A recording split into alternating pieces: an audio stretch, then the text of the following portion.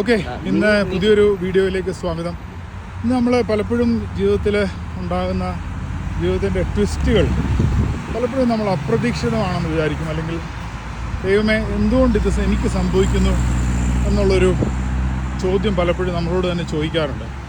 അങ്ങനെയെങ്കിൽ നമുക്ക് രാമായണത്തിൽ ഒരു ഒരു ഒരു അവസ്ഥ ഒന്ന് ചിന്തിക്കാം. ഒരു ദിവസത്തെ രാമൻ്റെ പട്ടാഭിഷേക രാത്രി ദിവസം ഒന്ന് ആലോചിച്ച് നോക്കാം. അപ്പോൾ ചേട്ടാ അതിൻ്റെ ആ കഥ ഒന്ന് പറയാം. പറയാം. അപ്പോൾ നമുക്ക് ആ മന്ദിരം അങ്ങോട്ട് തുടങ്ങാം അല്ലേ? പിന്നെ അപ്പോൾ നാളെ രാമൻ്റെ പട്ടാഭിഷേകമാണ്. എല്ലാവരും സന്തോഷിച്ച് കൗസല്യയും കൈകേയും സുമിത്രയും അനുജനും എല്ലാവരും സന്തോഷം. നാളെ പട്ടാഭിഷേകമാണ് രാമനെ എല്ലാവർക്കും ഇഷ്ടമാണ്. ആ ഒന്നിച്ച് സഹോദരങ്ങളെ കഴിയുന്ന ഒരു ഭവനം നിങ്ങൾ ആലോചിക്കുക.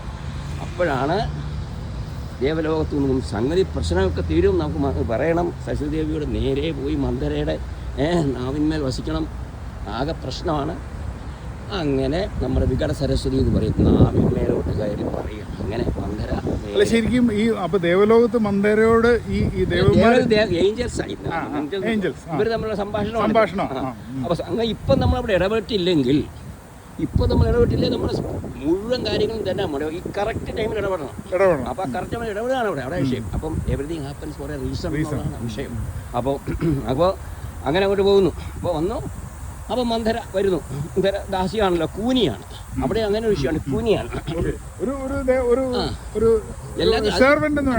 അതിലും കാര്യമുണ്ട്. അവർക്ക് ശരീരത്തിന്റെ കൂനുണ്ട്. അപ്പോൾ എന്ന് പറഞ്ഞാൽ ഡെഫിഷ്യൻസി ഉണ്ടെന്ന് അർത്ഥം, സ്വഭാവത്തിൽ എല്ലായിടത്തും.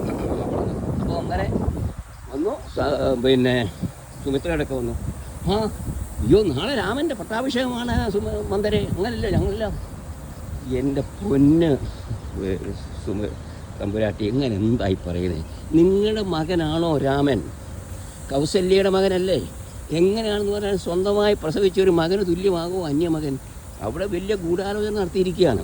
നിങ്ങളെ പറ്റിച്ച് സൂത്രത്തിൽ ശ്രീരാമനെ വാഴിക്കാനാണ്. ശരിക്കും നിങ്ങളുടെ മകനാണ് രാജ്യാവകാശം കിട്ടിയ ചക്രവർത്തിയാകുന്നത്. പറയുന്ന ദിവസം ആലോചിച്ചോണ്ട് നമ്മള് നാളെ രാമന്റെ പട്ടാഭിഷേക ദിവസം നടക്കാൻ പോകുന്ന സമയം അയോധ്യയിൽ അലങ്കരിച്ച് ഭയങ്കര ഇതാണ്, ആഘോഷങ്ങൾ നടക്കാണ്. അപ്പോഴാണ് ഈ പയ്യർ. അപ്പം എന്താ മന്ത്രി നീ ഇതൊക്കെ പറയുന്നത്? എനിക്കെന്താ രാമനുമായ എൻ്റെ മകനും രാമനും തമ്മിൽ എനിക്കെന്താ വ്യത്യാസം? സ്വന്തം മകനെ പോലെ കഴിഞ്ഞ ഒരാൾക്കാരാണ്. അങ്ങനെ പറഞ്ഞു എൻ്റെ സുമിത്ര, നീ എന്താ പറയുന്നത്? സ്വന്തം മകനെ ഓടുള്ള താല്പര്യം നിങ്ങൾക്ക് എന്ത് കാര്യം? നിങ്ങൾക്ക് അയലോക്കത്തോട് വരുമോ? നിങ്ങൾ പ്രസവിച്ചു പോകുന്ന ഒരു കുട്ടി, നിങ്ങൾ എന്താ സംസാരിക്കുന്നത്? യാതൊരു തരത്തിലുള്ള പ്രായോഗിക ബുദ്ധിയുമില്ലാതെ സംസാരിക്കുന്നത്. നിങ്ങളുടെ മകനാണ്. ഒരിക്കലും നിങ്ങളുടെ മകൻ ശ്രീരാമൻ നിങ്ങളുടെ ഭരതന് തുല്യമാകില്ല. മരണക്രിയ ചെയ്യേണ്ടതൊക്കെ നിങ്ങളല്ല, ശ്രീരാമനല്ല. നമ്മുടെ മനസ്സിലായില്ലേ? അപ്പോൾ അങ്ങനെ അങ്ങോട്ട് പറഞ്ഞു. അപ്പോൾ എന്താ മന്ത്രി ഇങ്ങനെയൊക്കെ പറയുന്നത്? മോശമല്ലേ നീ ഇങ്ങനെയൊക്കെ പറഞ്ഞു? അപ്പോൾ തിരിച്ചു ചോദിക്കണം. അവിടെയും വളയുന്നില്ല. അത് കഴിഞ്ഞ് നല്ലൊരു കാര്യം ചെയ്യും. ന്യായമായിട്ട് നിങ്ങളെ പണ്ട് ദേവലോകത്ത് വെച്ച് ദശരഥനെ യുദ്ധം ചെയ്ത് കഴിഞ്ഞപ്പോൾ ദശരഥൻ്റെ തേരിൻ്റെ ചക്രം പോയി. അപ്പോൾ നിങ്ങളുടെ കൈയിട്ടാണ് നിങ്ങളവിടെ രക്ഷിച്ചത്. അപ്പം നിങ്ങൾക്ക് 2 വരം തരാമെന്നെല്ലാം പറഞ്ഞു. ഇപ്പോൾ അതേപ്പറ്റി മിണ്ടാട്ടമുണ്ടോ? കാര്യം കഴിഞ്ഞപ്പോൾ ഇതാണ് നിങ്ങളിപ്പോൾ ചെയ്യേണ്ടത്. നിങ്ങൾക്ക് മകനോട് സ്നേഹമുണ്ടെങ്കിൽ നിങ്ങളുടെ മകനോട് നിങ്ങളുടെ മകനോട് സ്നേഹം വേണ്ടേ? ചക്രവർത്തിയാകേണ്ടത് നിങ്ങളുടെ മകനാണ്. പറ്റിയെടുക്കുകയാണ്. അങ്ങനെ അപ്പം നിങ്ങൾ ഞാൻ 2 വരെ നിങ്ങളോട് ചോദിച്ചിട്ടുണ്ട്. ഇപ്പൊ ചോദിക്ക് വരം. നിങ്ങളുടെ മകൻ ശരിക്കും ഭരതനാണ് രാജാവാകേണ്ടത്, ശ്രീരാമനല്ല. ശരിക്കും ആലോചിച്ച് നോക്കൂ, ഭരതൻ പോലും ഇത് വിചാരിച്ചിട്ടില്ല. ലോകത്തിൽ ആരും വിചാരിക്കാത്തൊരു ട്വിസ്റ്റാണ്. അപ്പോൾ ഒരുപക്ഷെ ഒരു ആവശ്യമില്ലാത്ത ഒരു ഓർമ്മയായിരിക്കും ജീവിതത്തിലെ പ്രശ്നങ്ങൾ തുടങ്ങുന്നത്. അതിലേക്ക് വരികയാണ്. അപ്പോൾ അതെന്താ അങ്ങനെ? നിങ്ങൾ ശ്രീരാമൻ കൗസല്യയുടെ മോനാണ്. ശ്രീരാമൻ പിന്നെ ചക്രവർത്തിയായി കഴിഞ്ഞാൽ നിങ്ങൾ എന്താ പറയുന്നത്? കൗസല്യ സ്വന്തം മാതാവാണ്. സ്വന്തം മാതാവിനോട് ഗർഭത്തിൽ കിടക്കുന്ന പോലെ എങ്ങനെ നിങ്ങളുടെ ഗർഭത്തിലാണോ ശ്രീരാമൻ കിടന്നത്? അല്ലല്ലോ. അപ്പോൾ എങ്ങനെ ആയാലും നിങ്ങൾ പ്രായോഗിക ബുദ്ധി നിങ്ങൾക്കില്ല. നിങ്ങളുടെ മകൻ ഒരിക്കലും അത് ഈക്വലായിട്ട് ലോകത്തിൽ ശാരീരികമായിട്ടോ മാനസികമായിട്ടോ പ്രായോഗികമായിട്ടോ അല്ല. നിങ്ങളങ്ങനെ കരുതുന്നു, നല്ലത്. നിങ്ങളുടെ മഹാമനസ്കതയാണ്. പക്ഷെ അതല്ല, നിങ്ങളുടെ മകനൊരു ഭാവി വേണ്ടേ? ഇപ്പൊ നമ്മള് നമ്മുടെ ജീവിതത്തിലാണെങ്കിലും ഓരോരുത്തർ ഇങ്ങനെ ഇടപെടുമ്പോൾ നമ്മളൊന്ന് ആലോചിച്ച് നോക്കണം പറ്റി. നിങ്ങളുടെ മകനൊരു ഭാവി വേണ്ടേ? നിങ്ങൾ ശ്രീരാമനെ പറയാൻ നടന്നാൽ നിങ്ങളുടെ മകനൊരു ഭാവി വേണ്ടേ? അവനാര് വരും? അപ്പോൾ നിങ്ങളൊരു കാര്യം ചെയ്യും. നിങ്ങൾ ശ്രീരാമനെ ഉപദ്രവിക്കുന്നൊന്നുമില്ല. 2 വരം തരാമെന്ന് പറഞ്ഞോ. നിങ്ങൾ ആ ചക്രവർത്തി അന്ന് രക്ഷിച്ചില്ല. ഇന്ന് ചക്രവർത്തിയില്ല, രാമനും ഇല്ല, പട്ടാഭിഷേകം ആരുമില്ല. അപ്പം നിങ്ങളാണോ രക്ഷിച്ചത്? നിങ്ങളൊരു കാര്യം ചെയ്യും. ഇപ്പോൾ അവരുടെ ചോദ്യം, നിങ്ങളുടെ മകനെ ഒരു ഭാവി ഉണ്ടാക്കി കൊടുക്കുക. ശ്രീരാമൻ ഏതായാലും വലിയ ആളാണ്. നിങ്ങളുടെ മകനെ ഇങ്ങനെ ദാസ്യവിദ്യ ചെയ്ത് കൊടുത്താൽ മതിയോ? അപ്പോൾ അതിനാൽ ഒരു മാതാവ് എന്നുള്ളതിൽ നിങ്ങളുടെ കടമയാണത്. അല്ലെങ്കിൽ നിങ്ങൾ മാതാവല്ല. അന്നേരം പറഞ്ഞാൽ ശരിയാണ്. നിങ്ങൾ നിങ്ങളുടെ മകനെ സ്നേഹിച്ചില്ലേ പിന്നെ ആര് സ്നേഹിക്കും? നിങ്ങളുടെ മകനെ? ഇപ്പം നിങ്ങളുടെ മകനെ സ്നേഹിക്കുന്നത് തെറ്റാണോ? അതുകൊണ്ട് നിങ്ങളുടെ മകനെ നിങ്ങൾ ആരെയും ഉപദ്രവിക്കുന്നില്ലല്ലോ. നിങ്ങളുടെ മകൻ ഇപ്പോൾ രാജ്യം വേണമെന്ന് പറ. മറ്റൊരുണ്ടല്ലോ, ശ്രീരാമന് പ്രശ്നമില്ലല്ലോ. ആലോചിക്കുക, നമ്മള് നാളെ രാമന്റെ പട്ടാഭിഷേകം നടക്കേണ്ട ദിവസം രാത്രിയിലാണെന്ന് വിചാരിക്കണം. മാനസിക സംഘർഷം ഒരുപാടുണ്ട്. അത് നമ്മൾ വിവരിക്കാൻ സമയമില്ല. അങ്ങനെ മനസ്സ് പറഞ്ഞ് എന്നാ ഒരു കാര്യം ചെയ്യും. നീ യഥാർത്ഥ മാതാവാണെങ്കിൽ മകനെ സ്നേഹിക്കുന്നുണ്ടെങ്കിൽ ഇപ്പം നിങ്ങളുടെ മകന് നിങ്ങൾ ചക്രവർത്തി പദം കിട്ടും. ശ്രീരാമൻ ചക്രവർത്തി പദം കിട്ടിയാലും ഇല്ലല്ലോ, അയാൾക്കൊരു പ്രശ്നമില്ല. പിന്നെ നിങ്ങളുടെ മകൻ അയാളുടെ അടിമയായിട്ട് കിടക്കണോ?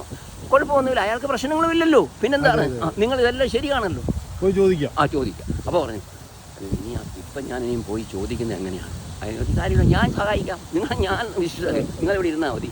നിങ്ങളിവിടെ ഇങ്ങനെ കരഞ്ഞുകൊണ്ട് ഇങ്ങനെ തലമുടിയൊക്കെ അഴിച്ചിട്ട് ഇവിടെ നിന്ന് കരഞ്ഞുകൊണ്ടിരിക്കുക. ഞാൻ അതിനൊരു പരിപാടി ഇപ്പോൾ ചെയ്യാം. അങ്ങനെ ചെന്ന് പിന്നെ അവിടെ ഒരു ചെറിയ വിധിയായിട്ട് ദശരഥനൊക്കെ വന്നു. അങ്ങേ രാജാവ് വേണ്ട സുമിത്രാദേവി അവിടെ കരഞ്ഞുകൊണ്ടിരിക്കുന്നു, ഈ പട്ടാഭിഷേകം വരുന്ന സമയത്ത് കരഞ്ഞുകൊണ്ടിരിക്കുന്നു എന്ന് പറഞ്ഞു. അപ്പോൾ ശരി, അങ്ങനെയാണ്. അതെന്താ ഈ സമയത്ത് നമുക്ക് എല്ലാവരും അയോധ്യാപുരി മുഴുവൻ അലങ്കരിച്ച് ആഹ്ലാദമാണ്. അവൾ കരഞ്ഞുകൊണ്ടിരിക്കുന്നത് എന്താ കാര്യം ഒന്ന് അന്വേഷിക്കണമല്ലോ. പുള്ളി എന്നപ്പം ഇങ്ങനെ കരഞ്ഞുകൊണ്ടിരുന്നത്, നിങ്ങൾ ശരിക്കും പറഞ്ഞാൽ എനിക്ക് 2 വരം തരാമെന്ന് പറഞ്ഞല്ലോ. 2 വരം തരാമെന്ന് പറഞ്ഞല്ലോ. ശരി, അങ്ങനെയാണെങ്കിൽ എനിക്ക് ആ വരം ഇപ്പം തന്നാൽ മതി. തരാമല്ലോ, ഞാൻ പറഞ്ഞാണല്ലോ, ഞാൻ തരാം. 1 ചോദിച്ചോളൂ. 1 ഭരതനെ രാജാവായി വാഴിക്കണം. ഇയാളിത് കേട്ടപ്പോൾ ഇടിനാദം പൊട്ടുന്ന കാര്യം. നാളെ ശ്രീരാമന്റെ പട്ടാഭിഷേകം നടക്കേണ്ട സമയം. അമ്മാവന്റെ വീട്ടിൽ പോയതാണ്, 2 പേരും വന്നിട്ടുണ്ട്. അപ്പോൾ എനിക്ക് അവരെയൊക്കെ ക്ഷണിക്കാൻ പോയിരിക്കുക. അത് കഴിഞ്ഞപ്പോൾ 14 വർഷം ശ്രീരാമനെ കാട്ടിലയക്കാം എന്ന് പറഞ്ഞാൽ ജനങ്ങൾ പ്രശ്നം ഉണ്ടാക്കും. അതുകൊണ്ട് ഇങ്ങനെ ഞങ്ങൾ പോയി കഴിഞ്ഞാൽ പിന്നെ ശല്യമില്ലല്ലോ. ഇയാൾ ചുരുക്കം പറഞ്ഞാൽ, എളുപ്പം ഞാനത് പറയാം. ചുരുക്കം പറഞ്ഞാൽ ഒരു പിതാവിന് സഹിക്കാൻ വയ്യാത്തൊരു കാര്യമാണ്. ചുരുക്കം പറഞ്ഞാൽ ഇത് കേട്ടതോട് ഇയാൾ മോഹിച്ചു വീഴുന്നു. ചുരുക്കം പറഞ്ഞാൽ അങ്ങനെ കിടന്ന ആ കിടപ്പിൽ അയാൾ ഒരു അങ്ങനെ അയാൾ പുത്രദുഃഖം കൊണ്ട് അയാൾ മരിക്കുക. നമ്മളെ ഓരോ കഥകളും നമ്മളെ ഇൻസ്പയർ ചെയ്യുന്നത് ജീവിതത്തിലെ പ്രശ്നങ്ങൾ ഉണ്ടാകും. മന്ധരയുടെ ഒരൊറ്റ ഒരു ചെറിയ കുത്തിത്തിരിപ്പാണ് ഈ പ്രശ്നങ്ങളുടെ ഒക്കെ കാര്യം. ഇനിയും അവിടുന്ന് പിന്നെ രാമായണം കഥ. മന്ധരയ്ക്ക് ആ പ്രശ്നം നടന്നില്ലെങ്കിൽ ഈ രാമായണം കഥ ഇല്ല. പിന്നെ വനത്തിൽ പോകുന്നു, രാവണാദികളെ വധിക്കുന്നു. രാമായണ കഥ മുഴുവൻ പിന്നെ പൂർത്തിയാകുക ഇവിടെ. Thank you so much. പുതിയൊരു കഥകളുമായി ഒരു ശേഷം കൂടെ വേണം. Everything happens four A reason. ഒന്നും യാദൃച്ഛികമായി സംഭവിക്കുന്നില്ല. സംഭവിക്കുന്നതിനെല്ലാം ഒരു കാരണമുണ്ട്. Thank you so much. Bye bye.